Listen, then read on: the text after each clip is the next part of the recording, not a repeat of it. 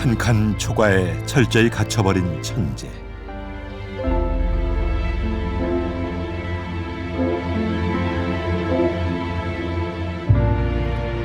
모두가 떠나버린 절의 고도의 외로움.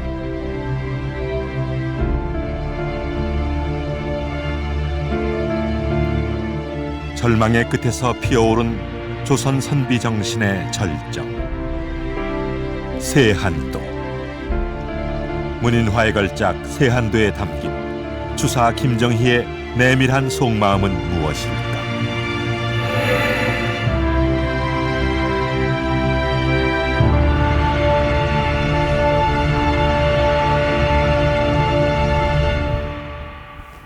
세한이란 추운 겨울이라는 의미입니다. 세한 연후 지 송백지 후조. 추운 겨울이 돼야 소나무와 잣나무에 시들지 않음을 안다는 그 말로 더 유명한 그림 세한도. 한데 산수화도 아니요 인물화도 아닌 이 단순한 그림이 왜 국보로 지정된 걸까요? 또 이 세한도를 왜 문인화의 정수라 표현하는 걸까요? 그동안 세한도는 그 유명세에 비해서 전체를 감상할 기회가 없었습니다. 오늘 역사 스페셜에선 국보 제180호인 이 세한도의 전체를 공개하고 그 이면에 숨겨졌던 비밀스러운 이야기를 따라가 보겠습니다.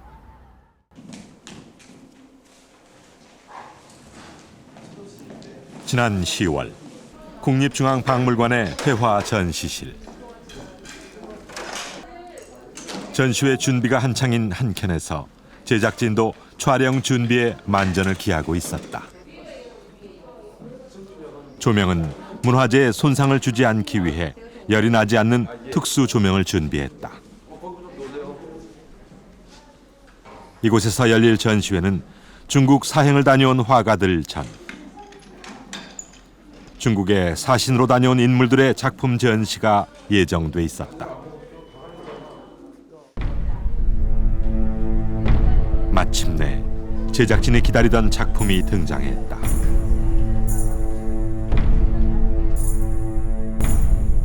한 폭의 두루마리다.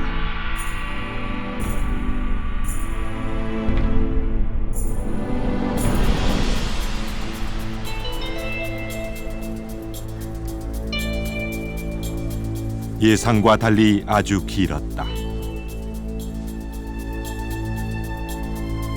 조심스레 펼쳐나가자 먼저 작품의 제목과 작품의 소장 내력에 대한 설명이 보인다. 작품이 만들어진 지 70년 후인 1914년에 표구됐다.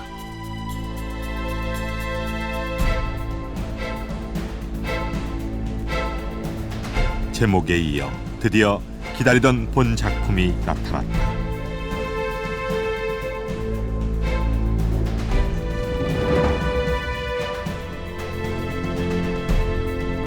국보 제180호 세한도. 추사 김정희의 이상과 혼이 담긴 그림. 그리고 그림에 이어 김정희의 필체로 그림에 대한 발문이 붙어있다. 대단히 정중하고 단정하게 쓰였다. 발문치고는 꽤 긴 글이다. 우리가 보아온 세한도는 그림과 발문 바로 여기까지다. 그런데 세한도는 이것이 전부가 아니었다. 그림과 발문에 이어 수많은 글이 이어졌다.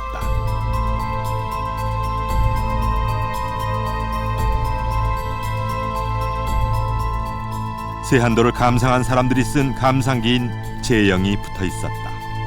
이로써 세한도는 그 전체 길이가 무려 14m. 일반적인 예상과는 전혀 다른 모습이었다.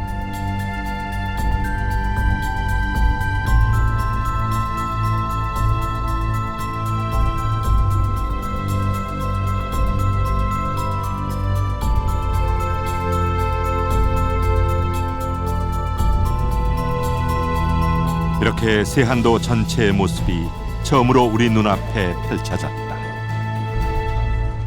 세한도는 국보로 지정된 점도 중요하지만 아마 일반 분들이 추사하면 글씨와 더불어 그림으로서는 가장 대표적인 작품이기 때문에 많이 기억을 하실 텐데 문제는 별로 공개한 적이 없지 않습니까? 그래서 이번 기회에 좋은 시기라고 생각을 해봅니다. 많은 분들이 오셔서 말씀으로만 들었던 세안도라 직접 만나셨으면 하는 바람입니다.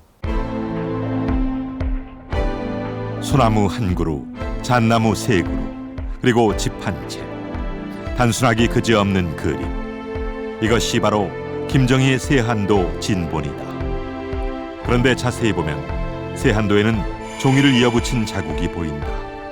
그것도 두 군데나 이어붙였다. 석 장의 종이를 이어붙여 그린 세한도. 세한도는 소나무를 중심으로 3등분해 감상할 수 있다. 오른쪽 부분을 후원하게 여백으로 처리했다. 그림은 맨 먼저 오른쪽 윗부분에 시선이 간다. 제목 세한도와 세로로 쓴 글씨, 그리고 붉은 인장을 지나 소나무 가지로 자연스레 시선이 연결된다. 노송이 하나 받고 있는 글씨, 그 자체가 이미 그림의 한 부분이다. 절묘한 구성미다. 글씨와 나뭇가지의 자연스런 만남은 절제된 여백에 세한도 특유의 쓸쓸함을 담을 수 있게 한다.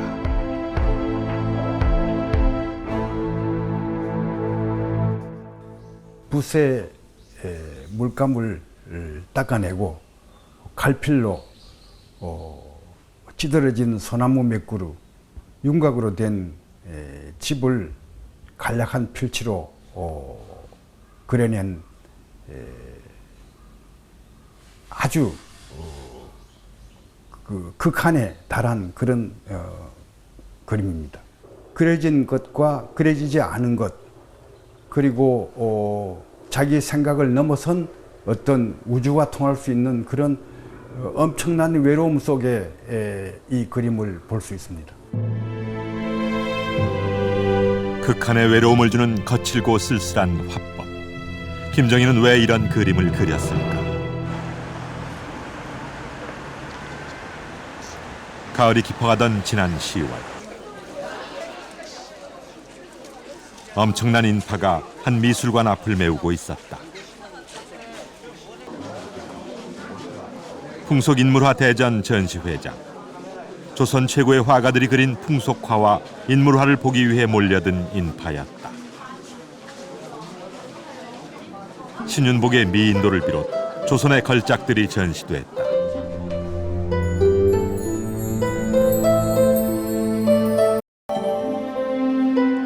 이 미술관에는 김정희가 추구했던 그림 세계를 알 수 있는 화첩이 있다. 이 화첩을 평생 간직하며 감상했던 김정희는 친필로 후손들에게 신신당부하고 있다.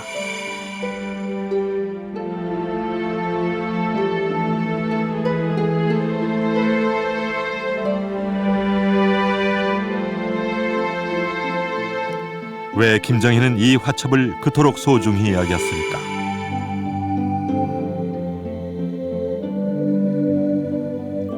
김정희는 원나라 때 간결하고 거친 듯 황량한 화법을 지식인이 지향해야 할 최고의 경지로 생각했다. 추사가 이제 그 원나라 사람들의 어떤 그 세계를 추구한 것은 결국은 따지고 보면은 추사의 글씨나 또는 추사의 학문이나 이런 거하고도 거의 그 같은 맥락이라고 보실 수가 있습니다. 그래서 이제 우리가 추사의 글씨도 보면은 추사가 궁극적으로 추구했던 글씨가 이렇게 무슨 그 아주 부드럽고 살찐 이런 글씨라기보다는 아주 메마르면서 강직하고 뭔가 금석기가 느껴지는 이런 것들이 드러나는데, 그래서 이제 그림의 경우에도 그렇다 보니까 원나라 시대에 유행했던 그런 황솔한 아주 그 거친 느낌이 나고 뭔가 황량한 느낌이 나고 뭐 그런 데서 어떤 그 선비의 어떤 그 기상 또는 그 지식인의 어떤 그 내면 세계를 보여줄 수 있는 그런 게 가장 적합하다. 그래서 그런 것을 이제 그런 방향으로 추구를 했다고 볼 수가 있죠. 그렇다면 추사는 거칠고 메마른 느낌을 어떤 필법으로 구현했을까? 얼마 전 벽해타운이라는 편지첩에서 그 실마리를 알 수 있는 귀중한 편지 한 통이 발견됐다. 김정희는 편지에서 초이 스님에게 초묵법이라는 기법을 설명하고 있다.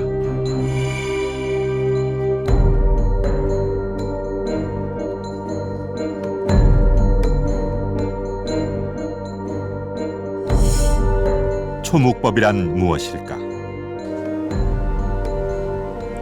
송영방 화가는 추사선생 영주 적고도라는 김정희의 유배 시절 모습을 그린 대표적인 동양 화가다.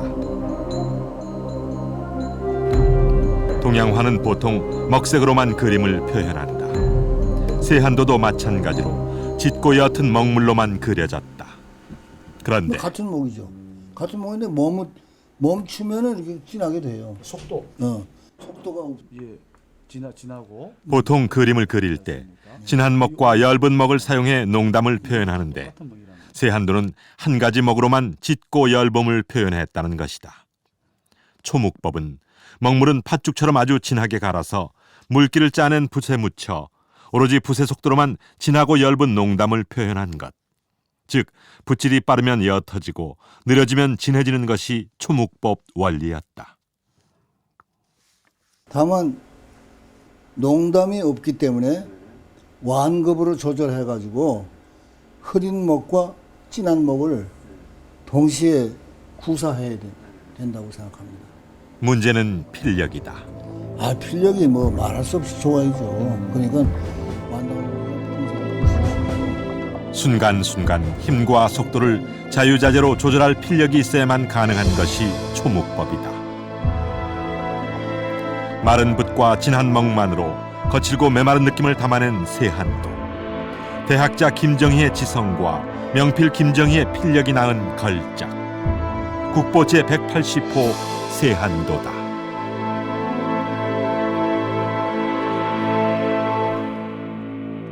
추사체라는 독창적인 서체를 완성하고 금석학과 고증학으로 학의 일치의 경지를 일궈낸 대학자 추사 김정희와 이토록 쓸쓸하고 황량한 세한도를 그린 화가 김정희. 언뜻 잘 연결되지는 않는데요. 세상에는 추사 김정희를 모르는 사람도 없지만 아는 사람도 없다는 말이 있습니다. 조선 후기 시대의 경랑 속에 던져진 인물 김정희를 만나보겠습니다.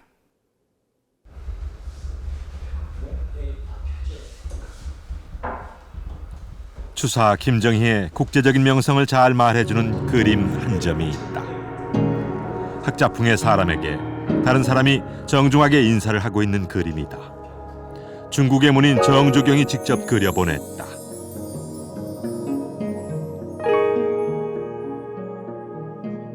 청나라 문인 정조경은 왜 김정희에게 이런 존경을 표했을까? 그 완당 선생의 학문이라든지 익히 알려져 있는 인품이라든지 이런 것 때문에 흠모를 한다는 표현을 하고 이런 그림을 보낼 수 있다는 것은 지금으로 생각하면은 국제적으로 그분이 얼마나 그 명성이라든지 익히 그분의 학문이 알려졌는가를 새삼 알 수 있는 그런 그림이라고 보시면 될 것 같습니다. 당당한 모습의 김정희와 작은 모습으로 인사하는 정조경. 당시 정조경은 김정희보다 한 살이 많았다. 그리고 둘은 만난 적조차 없다.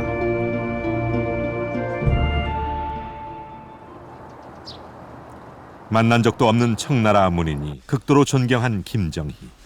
어떻게 이런 명성을 얻었을까? 추사가 말년을 보냈던 경기도 과천시 추사연구회. 이곳에서 그 실마리를 찾을 수 있었다. 원본은 사라지고 흑백사진 한 장으로만 남은 그림 한 점. 그림은 잔치 장면을 담고 있다.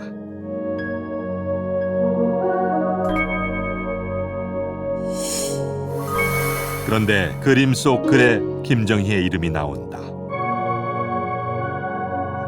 김정희가 중국을 간 것이다.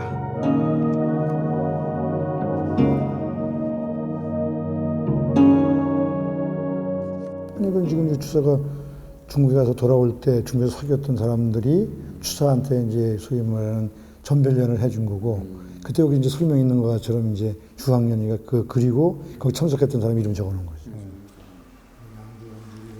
그런데 특이한 점이 눈에 띈다. 환송연의 가운데 앉은 김정희. 그의 복장이 무관 복장이다. 그래서 이제 그 당시에 자제군관이라는 직책으로 갔기 때문에 그 자제군관이라는 것은 이제 정사, 부사, 서장관이 3사인데 3사의 일종의 가족 중에서 이제 소위 말하는 비서를 가는 거죠. 그래서 갔기 때문에 공식적인 자리에서는 항상 군복을 입어야 되고 그래서 여기도 지금 공식적인 자리이기 때문에 지금 우리나라에 전립하고 우리 군복을 입은 거죠. 그러니까 이제 그래서 여기서 우리나라 사람은 딱 한 명밖에 없다는 걸 알 수 있고 이게 추사라는 걸 알 수가 있는 거죠. 김정희는 왜 청나라에 갔으며 왜 청나라 학자들은 김정희와 이별을 아쉬워했을까? 조선 외교의 가장 중요한 상대는 늘 중국이었다. 조선은 황제의 생일이나 동지 등에 중국에 정기적으로 사절단을 파견했다. 이를 사행이라고 한다. 사행 기간은 대략 왕복 2달, 베이징 체류 기간 2달, 총 4개월 정도다. 사행의 주 업무는 외교지만 중국과 서양의 지식을 습득하는 유일한 통로이기도 했다. 순조 때인 1809년 10월, 김정희의 부친 김노경이 동지부사로 연행길에 올랐다. 이때 김정희는 부친의 자제 군관 자격으로 함께 북경으로 갔다. 그의 나이 24살 때였다.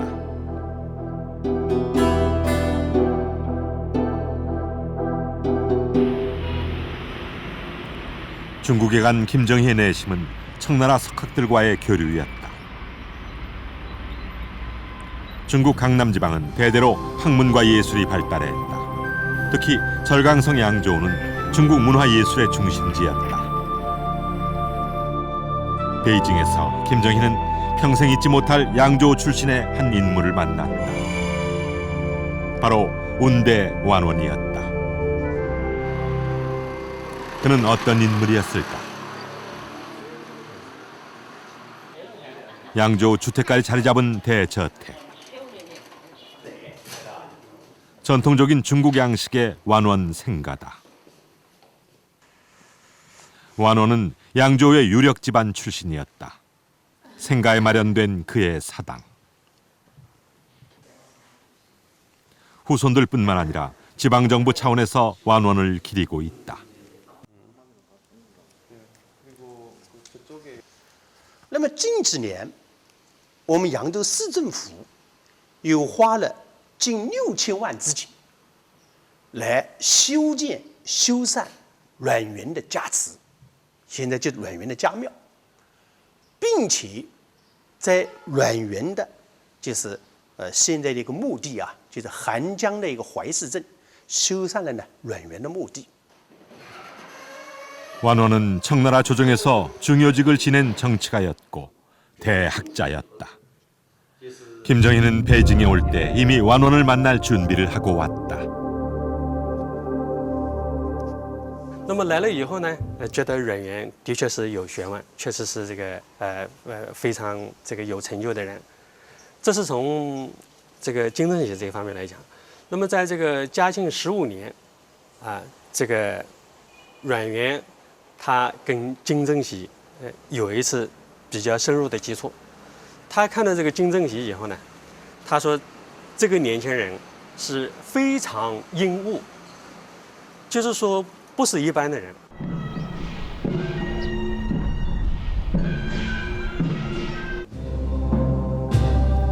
김정희가 평생 존경했던 또 한 명의 중요한 인물이 있다.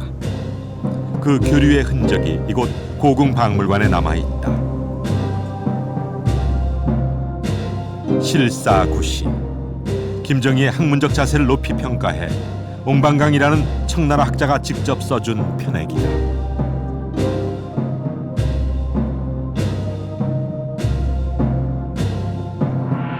청나라 최고의 금석학자이자 당대 최고의 서예가 그리고 경학의 대가였던 옹방강. 1810년 갓 25이 된 김정희는 당시 78의 노학자 옹방강을 만났다. 두 사람은 필담으로 대화를 나누었다. 옹방강은 김정희를 학문과 문장이 해동제일, 즉 조선제일이라고 했다. 추사가 아버지를 따라서 중국에 갈 때 가장 만나고 싶었던 사람이 옹방강이었습니다. 그 옹방강과 한 번 만나면서 이 한 번 만남을 통해서 추사의 일생이 거의 결정이 된다고 볼 수 있습니다. 왜냐하면은 그 만남을 준비하기까지 10년이 있었고, 만남을 통해서 나머지 일생은 그 만남에서 얻은 것들을 추사 스스로 체득하기 위해서 노력하고 또 그런 것들을 이루어 나가는 그런 과정이라고 볼 수 있기 때문입니다.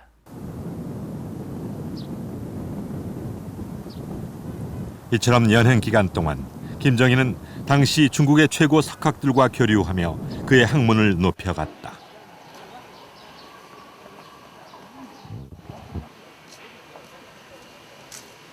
김정희가 귀국하게 되자 중국 문인들이 베풀어준 전별련이 열린 곳이 바로 이곳 법원사였다. 2달여 기간 동안 김정희는 다양한 청나라 학자들과 교류했고, 김정희에 매료된 청나라 문인들이 25살의 김정희를 위해 열어준 잔치였다.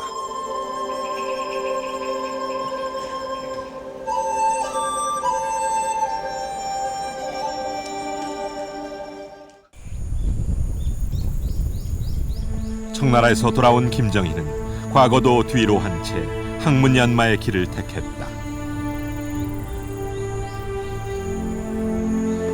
김정희는 옹방강의 가르침대로 사실에 기초하여 진리를 탐구하는 실사구시의 자세로 조선의 비와 탁본을 고증하고 연구했다.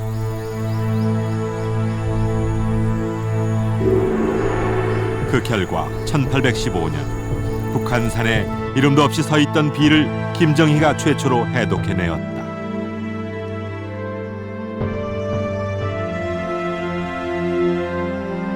그 비석이 바로 그 유명한 북한산 신라진흥왕 순수비였다. 조선의 금석학은 추사 김정희에 의해서 탄생하고 완성됐다. 10년 동안 김정희는 끊임없이 옹방강에게 편지를 보내 배움을 요청했고, 옹방강은 자신의 지식을 조선의 명민한 젊은이에게 고스란히 전수했다.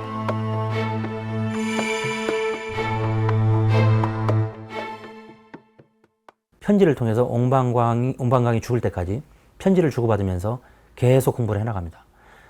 그렇기 때문에 이 추사 입장에서는 중국의 그 큰 학자가 살아있는 동안에 이미 뭐 여든을 바라보는 나이였기 때문에 이 학자가 살아있는 동안에 내가 이 학자의 모든 것을 배워야 되겠다는 그런 결심을 하게 되죠. 그래서 과거도 포기를 하고 그 10년 동안 오로지 옹방강 또는 옹방강의 제자 또는 청나라에서 만났던 그런 인물들과의 교류를 통해서 학문과 예술의 어떤 그 지식을 습득하는데 온 노력을 기울이게 됩니다.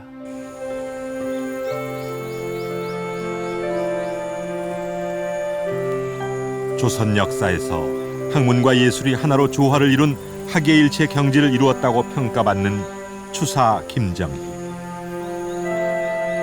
그의 집안은 증조부 김한신이 영조의 부마가 되면서 조선 최고의 명문가가 되었다.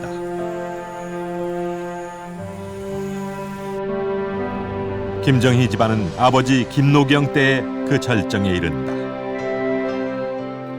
이후 김정희는 순조 19년 30대 중반의 늦은 나이에 문과에 급제, 벼슬길에 나섰다. 탁월한 학문, 빼어난 집안 배경 속에 김정희는 승승장구했다.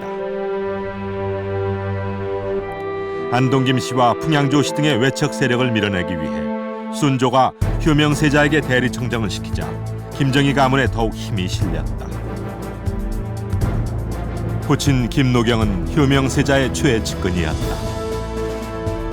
효명세자가 편찬을 주관한 문사저영. 효명세자는 책 제목과 서문을 정칠품의 김정희에게 쓰게 할 정도로 김정희를 총애했다.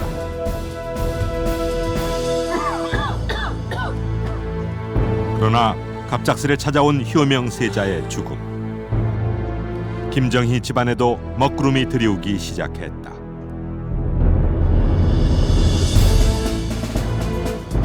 (1834년) 8살의 헌종이 즉위했다. 안동김 씨와 풍양조 씨의 세도 정치가 다시 시작됐다. 1840년 김정희가 동지부사로 결정된 직후 윤상도란 인물이 올린 상소를 빌미 삼아 대옥사가 벌어진다. 55세의 김정희는 터무니없는 무고를 받아 국문장에 끌려온다. 혹독한 신문 끝에 김정희는 끝내 제주도 유배형에 처해진다. 그 윤상도 옥사가 안동 김씨에 의해서 조작된 그런 무고한 사건이었음이 밝혀졌음에도 불구하고 추사 김정희를 제주도로 그 강행을 해서 유배를 보내야 했을 만큼 안동 김씨 입장에서는 추사를 비롯한 반외척 세력의 그 재결집이 철저히 막아야 될 만큼 위협으로 느껴졌기 때문으로 볼 수 있겠습니다. 30년 만에 청나라 연행이 예정돼 있던 시기의 유배. 이로써 김정희는 청나라 학자들과의 교류가 불가능하게 돼버렸다.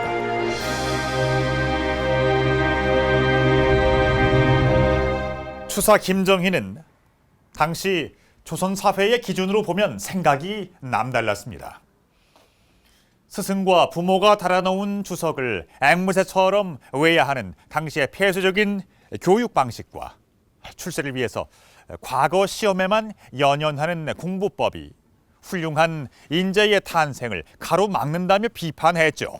그래서인지 김정희는 명문 양반가 출신이면서도 서울 출신인 박제가를 스승으로 모셨고 승려인 초이를 친구로 사귀었는가 하면 역관이었던 이상적, 오경석, 화원인 전기, 이한철과 같은 중인들을 자신의 제자로 두는데 조금도 거리낌이 없었습니다.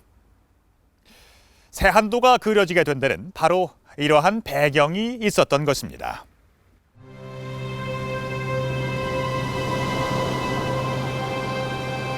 당시로서는 절의 고도였던 제주도.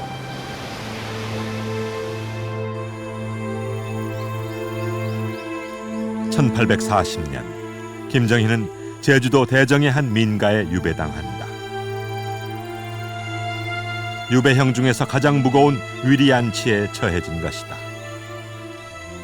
가시 울타리로 둘러싸인 작은 집안만이 김정희에게 허락된 공간의 전부였다.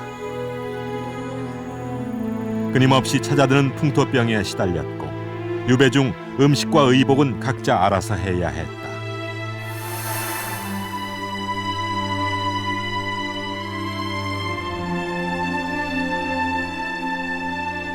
아무도 찾지 않는 외롭고 쓸쓸한 유배 생활.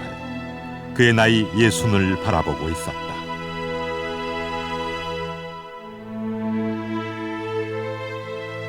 처절한 유배 생활에서 유일한 희망은 친구였던 황산 김유군이었다. 권력을 장악하고 있던 안동 김씨 집안의 핵심 인물이었고 순조와 천안매부지간이었던 김유군. 정치적으로는 대척점에 서 있었지만 김정희와 김유군은 어릴 때부터 절친한 관계였다.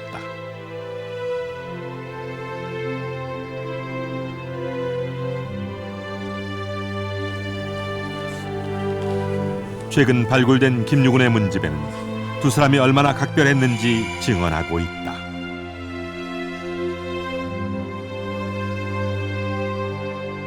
나 김유군과 김정희 권돈이는 서로 만나면 세속의 부귀 영화에 대해 말하지 않고 역사와 서화를 토론할 뿐이다.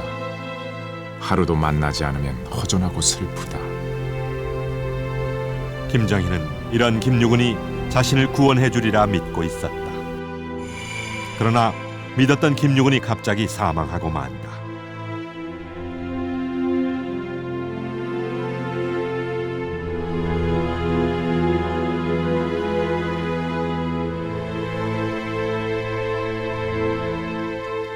설상가상, 유배 3년째 부인 예안이 씨가 운명을 달리했다. 부인의 죽음도 모른 채 김정희는 부인이 죽은 다음 날 안부 편지를 썼다. 먹고 주무시는 것은 어떻습니까? 그동안 무슨 약을 드셨습니까? 아직 자리 보존하고 지내시는지요? 너무도 염려되어 갈수록 가만히 있지 못하겠습니다.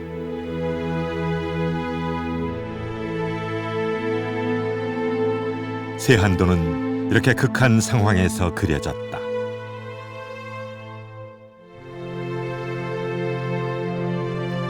그렇다면 세한도를 왜 그렸을까? 세한도에는 이 그림을 받을 인물이 기록돼 있다. 제목 옆에 우선 시상.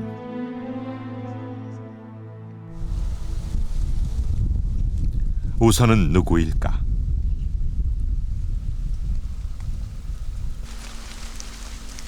우선은 이상적이라는 인물의 호. 우선 이상적은 역관이었다. 역과 합격 이후 12차례나 중국을 다녀온 당대 최고의 역관이었다. 그러나 그는 통역만 하는 단순한 역관이 아니었다. 그의 시는 헌종 임금이 애송했을 정도로 뛰어났고 중국에서는 김정희만큼이나 유명한 인사였다. 베이징 유리창 거리, 중국에서 이상적의 위상을 알 수 있는 자료를 볼 수 있다. 이상적의 8차 연행이었던 1847년 베이징 유리창에서는 놀라운 일이 벌어졌다. 은송당집, 우선 이상적의 시문을 모아 12권의 책으로 간행한 이상적 문집이다. 청나라 문인들이 이상적의 문집을 중국에서 발간해 준 것이다. 제목과 서문도 청나라 문인들이 짓고 썼다.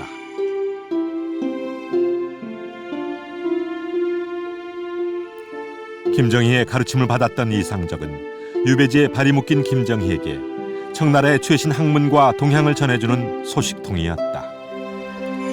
세한도에는 이상적에게 세한도를 그려준 이유가 적혀있다.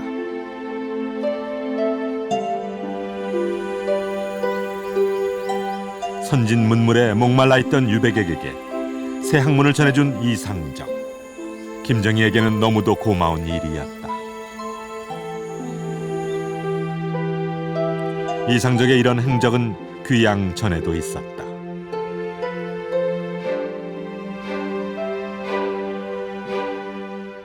황청경해라는 이 책은 모두 1400권, 360책의 엄청난 분량이다. 청대 유교 경학의 완결판이었다. 이 엄청난 분량의 책도 이상적이 북경에서 가져와 김정희에게 전해준 것이었다. 수레로 한 수레예요.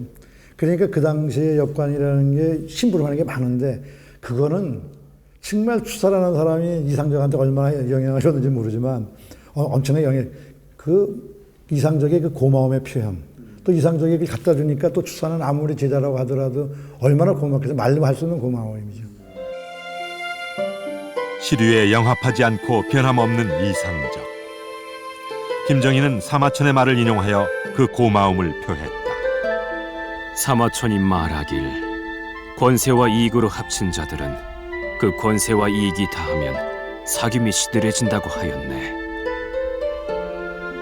그대 또한 세상의 도도한 흐름 속에 있는 사람인데 조연히 세상의 권세와 이익을 쫓는 풍조 밖으로 스스로 벗어났으니 사마천의 말이 잘못된 것인가? 김정희는 세한연후 지송백 지후조라는 공자의 말로 칭송을 이어간다.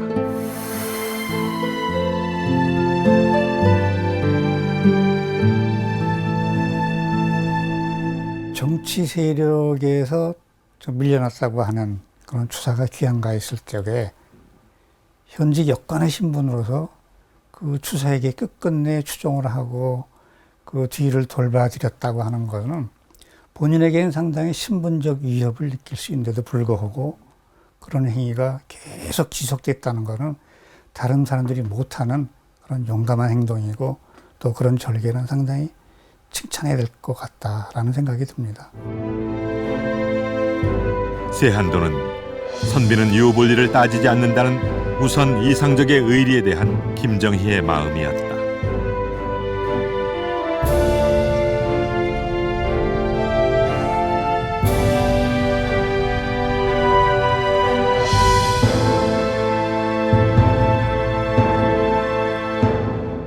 스승과 제자의 정이 담겨진 그림, 세한도. 그런데 이 세한도에는 단순히 우정만이 담겨져 있었던 걸까요? 이 명작은 탄생하는 것이 아니라 만들어지는 것이라는 말도 있는데요. 이 세한도에 숨겨진 의미와 세한도가 한중일 삼국을 넘나들면서 어떻게 명작으로 만들어졌는가를 살펴보겠습니다.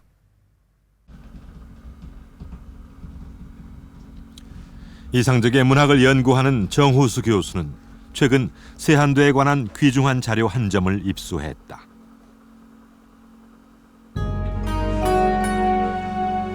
해계 금존 제2도라는 그림에 붙어있던 글이다. 모두 18명의 중국인들의 글을 모은 것이다. 그런데 여기에 김정희가 언급되고 있다. 절의 고도에 적고 귀양가 살고 있었던데 석중에 이 모인 자리에서 출소작 세한도. 그런데 이들 중국인들은 세한도를 보았다고 했다. 세한도 책. 세한도 책. 이게 지금 세한도가 중국에 갔다는 말입니다. 중국에 갔죠. 이상적이 연행은. 이상적이 가져가서 펼쳐놓고 구경을 시킨 거죠.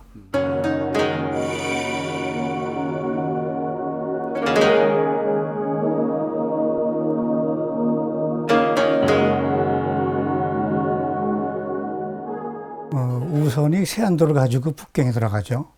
그 북경에 가서 이 세한도를 감상할 기회를 만들어야 되겠다 해서 여러 이제 사람들을 초청해서 시사회 자리를 만듭니다.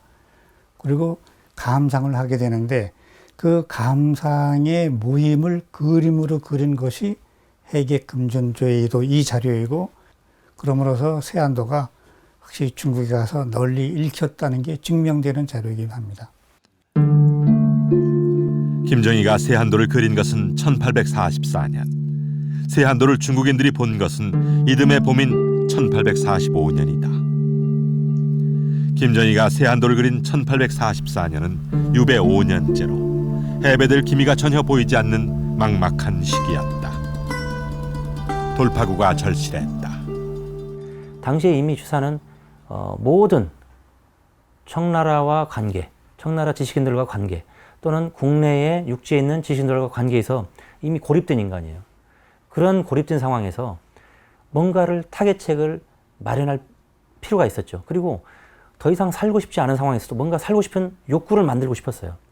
그게 어찌 보면 바로 이 세한도라는 걸 통해서 다시 한번 만들고 싶었던 거죠. 세한도를 자세히 보면 김정희의 계산을 엿볼 수 있다. 종이를 이어붙인 자국이 역력하다. 세한도는 종이 3장을 이어붙여 그렸다.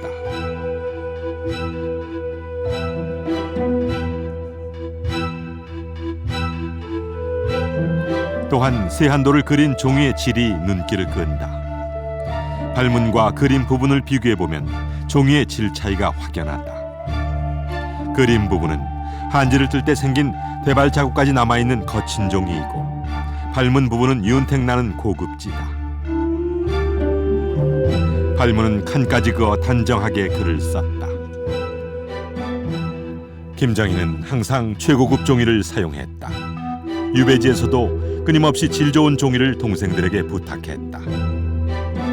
그런 김정희가 왜 선물인 세한도를 유독 거친 종이에 그렸을까? 일부러 그 조각난 종이를 이어붙여서 그림을 그렸다고밖에 볼 수가 없어요. 그렇게 보면 그림을 보는 순간 그 그림을 그린 재료 자체가 이미 상당히 공공함을 자체를 표현하고 있고, 그러한 것들이 전달하는 메시지가 아주 또 강하다고 할 수 있습니다. 그림을 누구한테 그려줄 거냐, 어떤 그림을 그릴 거냐, 또는 어디에다 그릴 거냐, 이러한 부분들을 종합해 놓고 보면은 결국은 철저하게 계산돼서 그린 그림이고, 이러한 계산된 것을 가장 자기 자신의 의도대로 자신의 의도를 수행할 수 있는 사람은 바로 이상적이라고 본 겁니다. 세한도는 1844년 여름에 그려졌다. 김정희는 그해 겨울 이상적이 중국에 간다는 것을 알고 있었다. 쓸쓸하게 그려진 세한도, 자신의 모습이었다. 이상적에 대한 고마움의 표현으로 세안도를 그렸겠으나 그 이면에는 자신의 현재 그 불우한 그러한 처지에 놓인 것을 젊은 시절부터 교유했던 중국의 그 청나라의 친구들에게도 현재의 그런 정치적인 상황을 뭔가 메시지를 남겨주고 싶은 그런 의도에서 세한도를 이상적에게 그려줬을 가능성은 충분히 있다고 보여집니다. 스승의 의중을 누구보다 잘 알고 있던 이상적은 1844년 그해 동지사절 때 세한도를 가지고 북경으로 갔다. 그리고 모든 공식 업무가 마무리된 1845년 정월, 자금성 근처 병부시랑 오찬의 집으로 갔다.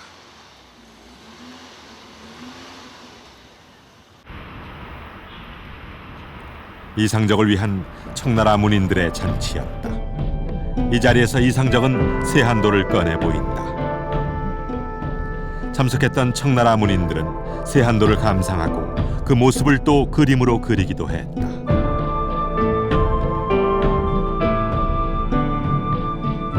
그리고 17명의 쟁쟁한 문인들이 세한도 감상기를 썼다. 김정희의 의도대로 중국의 유력 인사들이 김정희가 처한 상황을 알게 된 것이다.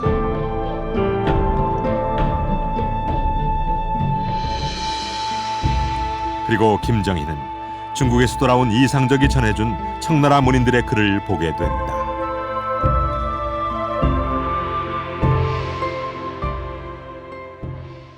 추사 입장에서는 너무나 기뻐합니다. 왜 그러냐면 자신은 이미 잊혀진 사람으로 생각을 했는데 막상 보니까 중국의 굉장히 괜찮은 학자들이 자신을 위로하고 또는 자신의 처지를 동정하는 그런 글들을 남기죠. 그걸 보고 힘을 얻게 되죠. 아, 이게 이제 내가 죽은 게 아니구나. 살아야 되겠구나. 뭔가 의지를 불태웁니다. 바로 이러한 점이 이후 추사의 그 유배 생활에 굉장히 그 긍정적으로 작용했다고 볼 수가 있고, 실제 추사는 큰 힘을 얻게 됩니다. 그 세한도라는 그 그림을 통해 가지고. 제주도에서 북경까지 건너갔던 세한도. 그러나 그것은 세한도의 파란만장한 여정의 시작에 불과했다. 지난 2006년 도쿄의 후지즈카 아키나오 시집에서는 아주 특별한 기증식이 있었다. 100여 년 가까이 집안에 보관 중이던 김정희 관련 자료를 추사 김정희가 살았던 경기도 과천시에 기증한 것이다. 추사 김정희에 대한 귀중한 자료가 총망라돼 있었다. これはちょうどいいじゃないかとね、こう一致したんですね。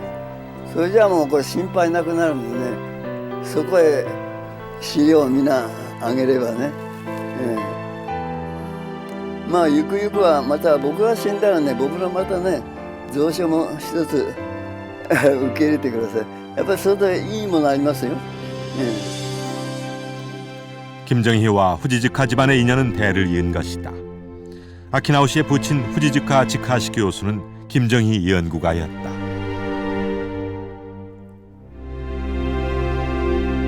북경에서 다시 돌아온 세한도는 몇 사람의 손을 거쳐 1930년대 후지즈카 지카시 교수의 손으로 넘어갔다. 세한도가 김정희 연구가에게 넘어간 것은 다행이었다. 그러나 태평양 전쟁 말기인 1944년 후지즈카는 세한도를 가지고 일본으로 귀국해버렸다. 서예가였던 소전 손재형이 이 사실을 알고 대단히 애석해한다. 손재형은 일본으로 건너가 후지즈카를 몇 달간 설득한 끝에 마침내 세한도를 돌려받았다.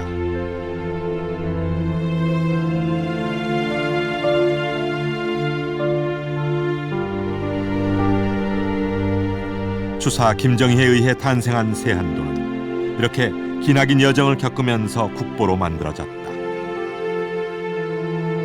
세한도의 맨 끝에는 독립운동가인 오세창과 이시영 그리고 정인보의 발문이 있다. 정인보의 감격 어린 발문에서 세한도의 역사적 의미를 알 수 있다. これはちょうどいいじゃないかとね、こう一致したんですね。それじゃあもうこれ心配なくなるもんね。そこへ資料をみんなあげればね。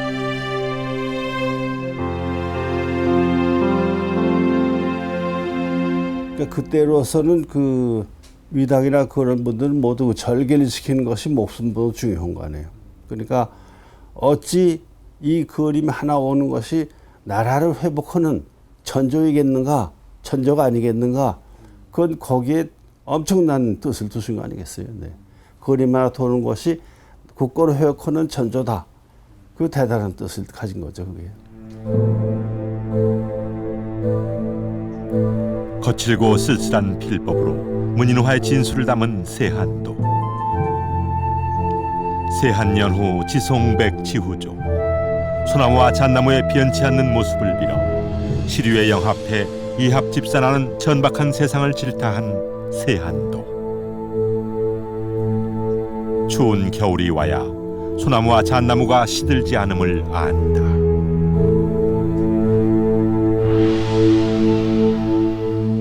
모든 예술이 그렇듯이 예술은 인간의 근본적인 문제를 담고 있습니다. 그것은 사랑일 수도 있고 영혼일 수도 있고, 그런데 이 그림도 마찬가지로 인간의 절박한 문제를 그림의 주제로 택해서 그걸 해결해내는 그 문제에 대한 답을 제시한 그림이기 때문에 우리들한테는 그림에 대한 암과 인식만큼 새로운 효용 가치로서 좀 표현이 조절합니다만 다가오리라는 생각을 합니다.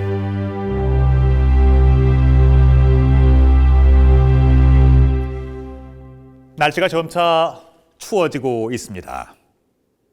세상살이도 추워진 날씨만큼이나 스산해 보입니다. 쥐꼬리만한 이익 앞에서 옳고 그름이 뒤집어지고 눈앞의 권세가 진리의 척도가 되어버린 부박한 세태 속에 고졸한 그림 한 장. 세한도의 울림이 아프게 다가옵니다.